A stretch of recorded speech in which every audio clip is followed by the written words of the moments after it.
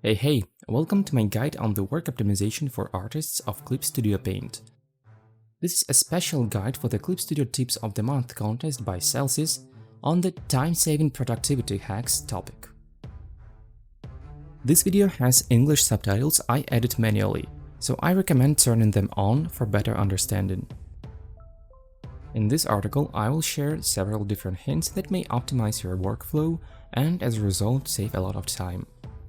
This will be a collection of several completely different hints that will come in handy for many tasks. Interface optimization. The approximate time required for performing this hint, upon remembering it, is 15 to 30 minutes, and you only need to do it once. And the potential time saved thanks to the hint is up to hundreds of hours, in some thanks to the optimized workspace. Before we proceed to something more in-depth, I would like to focus on what might seem obvious but still important: the interface. Unfortunately, not all smartphones support the wonderful companion feature that allows you to perform many actions on your phone, like canvas rotating, brush switching, or color picking, while leaving your main device's interface clean and spacious. And the comfortable interface is one of the key elements of making your workflow optimized and operative. That is why I like to give advice on how you can alternate the workspace yourselves. Nota bene. If you're not a self-interface making person, which is totally fine, skip directly to the special stage where I teach how to apply prepared custom interfaces and how to save your current workspace if you need to return to it. Stage 1. Key binding. Before dragging and hiding all the windows and palettes, you need to understand what features you use most, and which of them could be removed from the interface in favor of binding them to your tablet or monitor's keys. Usually they are eyedropper, favorite brushes, or zoom, but you are free to bind any feature Clip Studio lets you. To bind a feature, go to File, Shortcut Settings. There you can find the full list of hotkeys most of Clip Studio Paint's features are assigned to. If some are not assigned, simply double-click on its name and enter a desired combination. What you have to do is to find what hotkeys your favorite features are set after. Then simply go to your tablet's driver and set the very same keys after your tablet's buttons in the preferences. You can see the example with my Hion Canvas GT221 drivers window. That is how you assign a feature to a button. Stage 2. Interface alternation. Once we have prepared for the changes, it is time to find out how to actually perform them. You might have gotten used to the default interface, and I myself switch to it from time to time, as well as to several other interfaces I made on my own. But there's always a better option. The team of Celsius did a great job with the default interface. They provided a compromise decision between space and showcasing the main windows of the program. But with time, every artist grows a desire for something more personal and something that would satisfy all of their needs. And that is where we face the window and partially the view menu. These are your main friends in alternating the interface. The view menu can basically be divided into 3 sections, as you can see here. And here are their definitions. The first section is canvas features. These settings mainly let you interact with the canvas, rotate or flip it, for example, and some of the local features have been duplicated into the navigator window for convenience. Do not mistake them for similar options in Edit Transform window. For these features in View can only flip the camera, but they don't mirror all the work and layers. The second type of features here are the interface features. These elements turn on and off some constant interface elements and windows. Those are your main points of interest in altering the interface. The on-screen area settings are only available when you work on a webtoon canvas, which can be chosen while creating a new canvas. And the third section can be described as actions. This is a set of different options that allow you to perform different actions. Section 2 is what you need to operate with the interface. It controls the displaying of several bars as well as allows to turn on and off the grid and the ruler and a couple of other actions. The window menu is where most of the magic is hosted. Basically 95% of the buttons you see there are toggles that remove and summon different windows you see in front of you. The names of the windows clearly hint at what each button does. You can go ahead and click, for example, the layer button. This will remove the list of your layers from the screen. Don't worry, you can get this window back by clicking the same button. Most of the buttons are obvious and their brief descriptions are indicated here. However, there are several parts that require additional explanation. Canvas submenu is for basic operations with Canvas. It also allows to fit all open canvases into a cascade position or fit all of them at once into the workspace. The workspace section is for operations with your current or registered workspaces. The detailed explanation of this section will be provided in the special stage. The palette dock gives control over Windows properties. It allows to lock Windows width and height, so we cannot adjust them, make certain windows as pop-ups, letting them disappear once clicked somewhere behind their borders, etc. Use all these functions to leave only the windows you will need. The palette dock is especially interesting. If you need a certain window to be present but don't want it to take the space, use one of the toggles with the pop-up word in it. In this way, the chosen windows will disappear once you click anywhere beyond its borders. Here's how it works in an example of the Brushes palette. As you can see, the Subtool tab or the Brushes tab operates as a regular tab. It won't go away once you start drawing on a canvas. But after it was hidden and switched to the pop-up mode, it will always be disappearing after you click somewhere aside from it. That saves a lot of space. And of course, there is regular window moving. Simply hold any window's name bar and move it anywhere you like. You can also manually adjust its width and height. The special stage. As indicated at the beginning of this hint, in this stage I will teach you how to get comfortable interfaces without spending time and deciding on how to make your own. Getting comfy presets without creating them is actually another way to wisely optimize your time and energy spending if you know you're not able to do this yourself for any reason. First, I would like to teach you how to save your current interface before you apply a different one.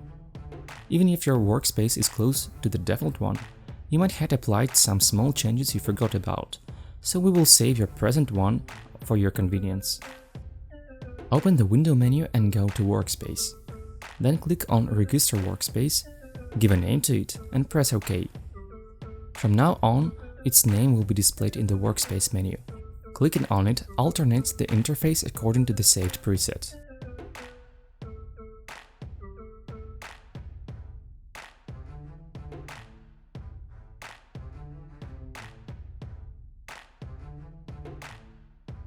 Now let's find a custom one.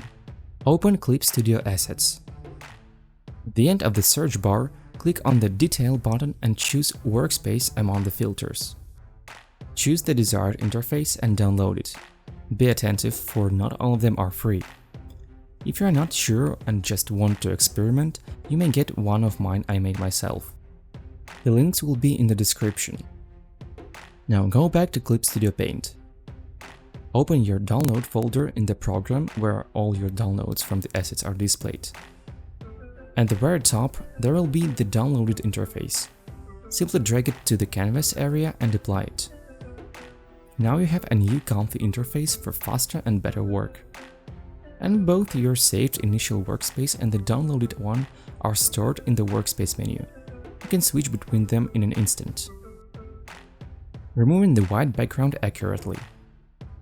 Time required for this hint is 5 to 7 minutes. The potential time saved thanks to the hint is up to several hours of manual work per each try. From the interface advice, we're moving to something more specific. There are times when you need a specific element for your design or matte painting process or for any other reason, but you're not able to find it with a transparent background. Although my next hint is not as universal and is basically meant to help with removing the white background, it still might come in handy in many situations. Nota bene. This hint was created as a solution to the white background that needs to be removed scenario. However, if the body of the image also has white elements, they will be removed as well and you will need to restore them manually. For this example, I took my artwork with my character Kurotsu. This piece has a pure white background and harsh edges around the character with complex structure and semi-transparent elements, a perfect candidate for the demonstration. The best thing about my method of making the background transparent is that you don't even need to touch the canvas. All you need is already in Clip Studio Paint's features. First, duplicate the image layer and apply Clip to layer below to the copy. In this way, we save the color information for our updated image. Now switch to the original image below and go to Edit, Convert Brightness to Opacity. The feature works in the following way. The brighter the shades, the more transparent they become. So pure white pixels are now removed completely. And the colors are still visible thanks to the copy we've made. Now create a new canvas, move it below the rest and fill it in with the white color. You may have noticed how much brighter the image looks now.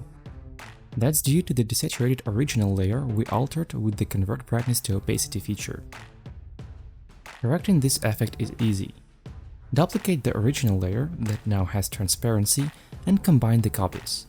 Then do it again and again. You should do it approximately 5 to 7 times or until the saturation of the image becomes identical to the original image. Now if you compare it with the initial image, you will see there is actually no difference between the two. But the updated version is now separated from the background. Now I turn the separate background layer off and you might have noticed some imperfections. I'm specifically talking about the disappeared white strokes in Kurotsu's hair. But I took this sketch for this example on purpose, to demonstrate to you the limitations of this method and how they can also be corrected. It would be impossible to get rid of the background in this image manually without spending hours of hard work and keeping the semi-transparent elements intact. So cleaning up after some flows of my method would be much easier and faster. So we are moving to the stage where you actually need to touch the canvas. If you need this, of course, if the body of your image has white elements as well. So to return the white elements, simply create another layer and place it under the desaturated body of the image. Then you have two options, to either fill the missing areas with white color with any brush, or manually cut the same areas from the original picture and paste them into the lower layer without changing their position. Either way, you will replicate everything missing successfully and fast. Last stage is to combine the three image body layers you have: the color info layer, the transparent body, and the white elements replica. Upon combining them, you finally have a complete piece separated from the background.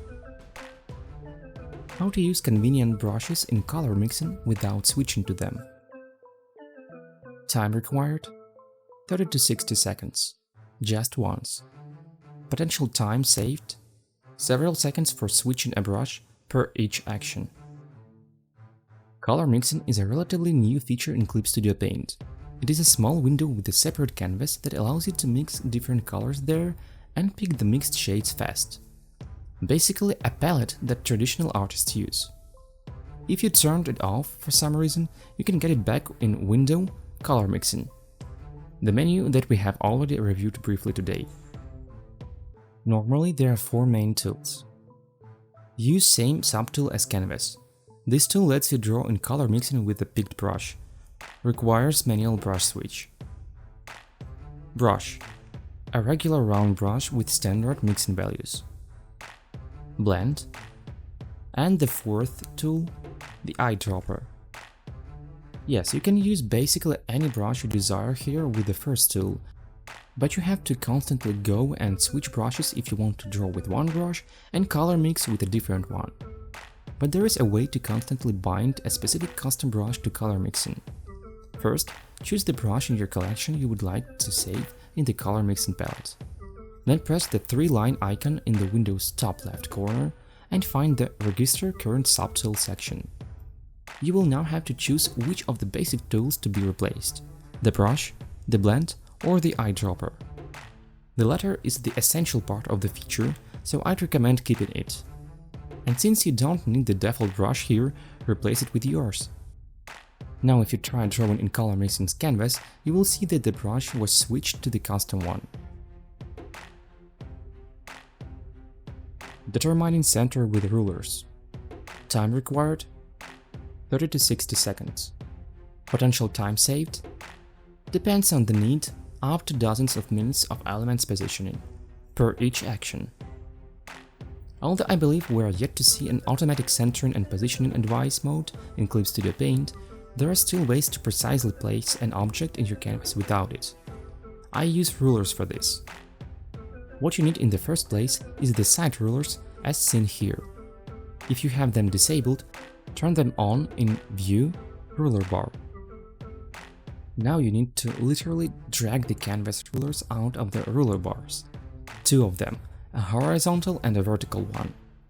Follow the actions as you can see here. Switch to the operation mode and click on any of the rulers you've created. Now in the Tool Property menu of the operation mode, you should be able to see the coordinates bars as seen here. If you have clicked on the vertical ruler, enter the value that is half of your canvas height and half of your canvas weight for the horizontal ruler. So if your canvas is 6000 by 3000, you must enter numbers 3000 and 1500 accordingly. The perfect center of your canvas is where the rulers cross. How does this help, you may ask? Import any image or element you like. You will see there is a small cross on it as well when you are in the transformation mode, when you're allowed to drag, zoom and rotate the image. You need to place the image in the way its center cross lies perfectly in the ruler's crossing. In this way, you place it perfectly in the center of your canvas. Use rulers and coordinates to create more precise structures. And these were the main hints I used while drawing or working on design elements. Considering how much time we artists can spend working on a piece we're passionate about, I do hope these hints, tips and advice will be of use to my fellow artists. Thank you for your time.